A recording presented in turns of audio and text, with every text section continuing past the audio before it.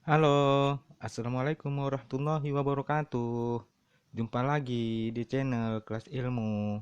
Pada video kali ini, kita akan membahas mengenai prediksi soal-soal CPNS bidang pengawas pupuk dan pestisida.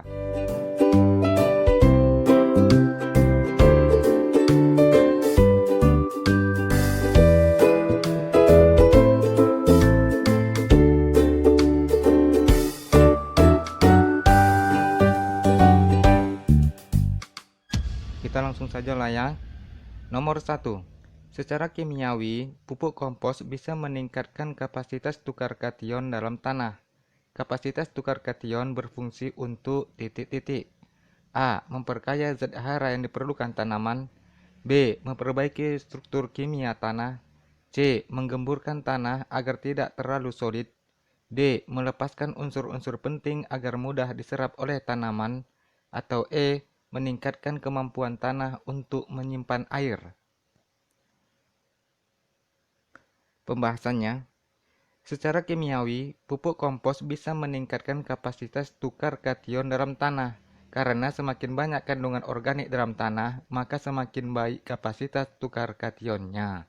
Kapasitas tukar kation berfungsi untuk melepaskan unsur-unsur penting agar bisa diserap dengan mudah oleh tanaman.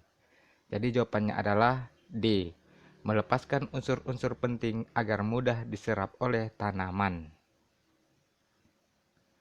Nomor 2. Pada proses anaerob, selama proses pengomposan, reaksi berlangsung secara bertahap.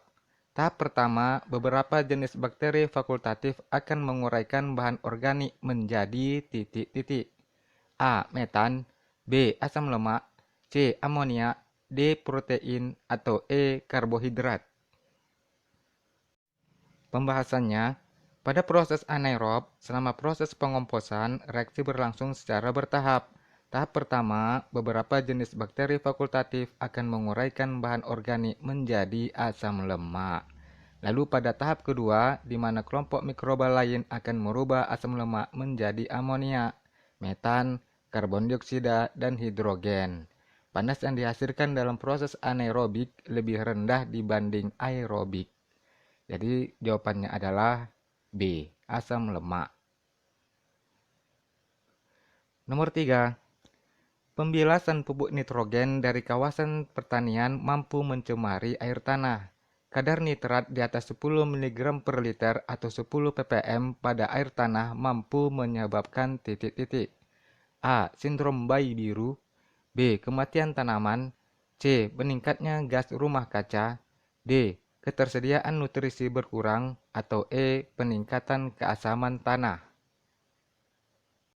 Pembahasannya, pembilasan pupuk nitrogen dari kawasan pertanian mampu mencemari air tanah. Penggunaan amonium nitrat anorganik secara umum bersifat membahayakan air tanah, karena tanaman lebih mudah menyerap ion amonium dibandingkan ion nitrat untuk mendapatkan nitrogen. Sehingga ion nitrat yang berlebih tersebut akan terbilas dan mencemari air tanah. Kadar nitrat di atas 10 mg per liter atau 10 ppm pada air tanah mampu menyebabkan sindrom bayi biru. Jadi jawabannya adalah A. Sindrom bayi biru. Kita lanjut ya. Nomor 4. Salah satu syarat lembaga uji yang ditunjuk untuk melakukan uji efektivitas pupuk organik, pupuk hayati, dan pembenah tanah adalah 2 orang tenaga pelaksana. Tenaga pelaksana yang dimaksud harus berpengalaman di bidang pertanian paling kurang selama titik-titik. A. 1 tahun. B. 2 tahun. C. 3 tahun. D. 4 tahun. Atau E. 5 tahun. Pembahasannya, berdasarkan Permentan Nomor 1 Tahun 2019 tentang pendaftaran pupuk organik, pupuk hayati, dan pembenah tanah, Pasal 12 ayat 4 menerangkan bahwa tenaga pelaksana sebagaimana dimaksud berpendidikan S1 dan SLTA yang berpengalaman paling kurang 2 tahun di bidang pertanian. Jadi jawabannya adalah B. 2 tahun. Nomor 5. Penggunaan pupuk kandang, limbah kota, dan limbah industri sebagai bahan dasar kompos berbahaya karena titik-titik. A. Mengandung senyawa beracun. B. Bahan organik dengan karbon dan nitrogen yang banyak. C. Bahan organik yang sudah terdekomposisi. D. Merupakan pembuangan dari limbah. Atau E. Mengandung logam berat dan asam-asam organik. Pembahasannya, bahan dasar pupuk organik yang berasal dari tanaman sedikit mengandung bahan berbahaya. Penggunaan pupuk kandang, limbah kota, dan limbah industri sebagai bahan dasar kompos berbahaya karena mengandung logam berat dan asam-asam organik yang dapat mencemari lingkungan. Selama proses pengomposan, beberapa bahan berbahaya ini akan terkonsentrasi dalam produk akhir pupuk. Untuk itu, diperlukan seleksi bahan dasar kompos yang mengandung bahan-bahan berbahaya dan beracun atau B3. Jadi jawabannya adalah E, mengandung logam berat dan asam-asam organik.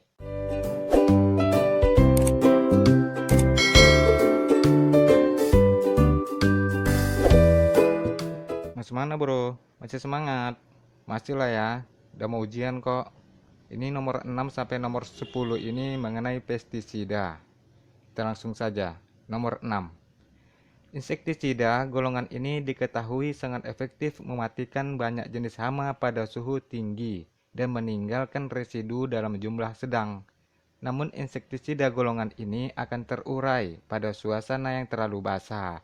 Insektisida organik sintetik yang dimaksud adalah golongan titik-titik. A. Senyawa organofosfat. B. Senyawa organoklorin. C. Karbamat. D. Permetrin. Atau E. Fumigan. Pembahasannya, insektisida organik sintetik yang banyak dipakai dibagi menjadi beberapa golongan, yaitu pertama, senyawa organofosfat, kedua, senyawa organoklorin, ketiga, karbamat, yang keempat, piretrin atau piretroid sintetik, yang kelima, pengatur tumbuh serangga, dan yang keenam, fumigan, dan lain-lain. Jadi, insektisida organik sintetik seperti yang dicirikan dalam soal adalah golongan karbamat.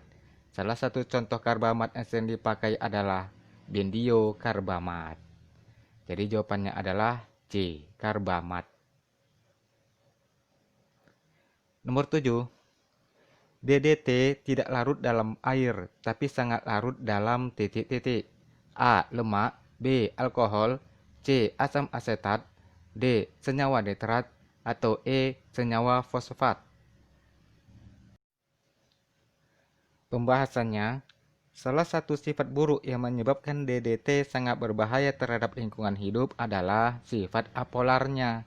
DDT tidak larut dalam air, tapi sangat larut dalam lemak. Makin larut suatu insektisida dalam lemak, dalam hal ini semakin lipofilik, maka semakin tinggi sifat apolarnya. Hal ini merupakan salah satu faktor penyebab DDT sangat mudah menembus kulit. Jadi jawabannya adalah A, lemak. Nomor 8. Ketika DDT memasuki rantai makanan, ini memiliki waktu paruh hingga 8 tahun, yang berarti titik-titik. A. Setengah dari dosis DDT yang terkonsumsi tidak dapat terdegradasi sepenuhnya. B. Dosis DDT yang terkonsumsi terdegradasi sepenuhnya selama 4 tahun. C.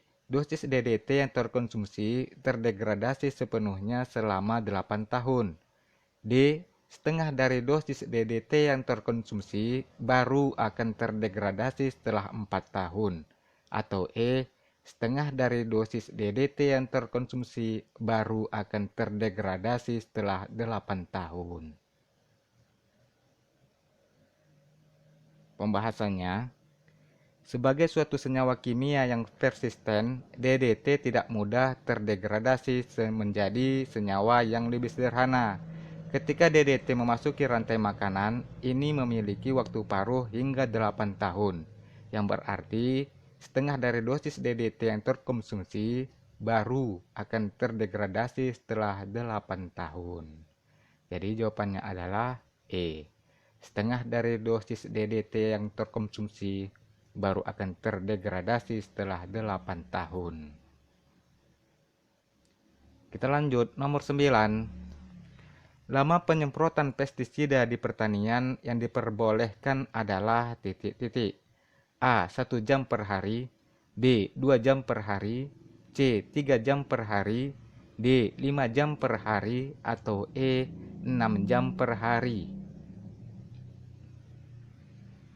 Pembahasannya, lama penyemprotan adalah waktu yang digunakan petani untuk menyemprot pestisida. Persyaratan mengenai lama penyemprotan pestisida di pertanian yang diperbolehkan adalah 5 jam per hari atau 30 jam per minggu. Penyemprotan pestisida dengan frekuensi yang tinggi akan mengakibatkan efek yang cukup besar karena akan terjadi resistensi pada hama dan tanaman. Sedangkan bagi petani, dapat menimbulkan keracunan pestisida, bahkan dapat menimbulkan gangguan kesehatan.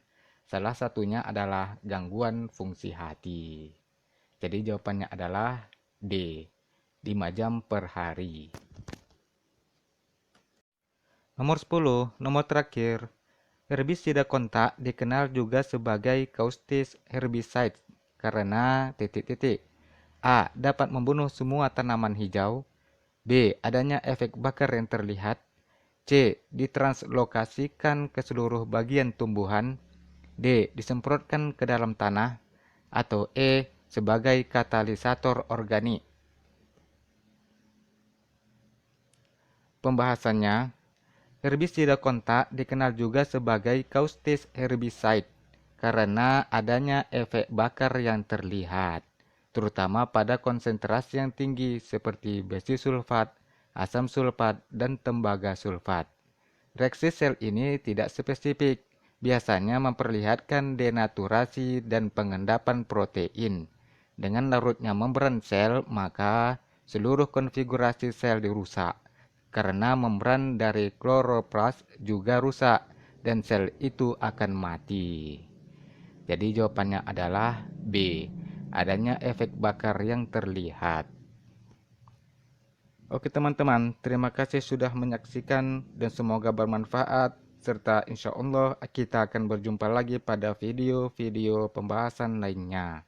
Assalamualaikum warahmatullahi wabarakatuh dan sampai jumpa. Bye.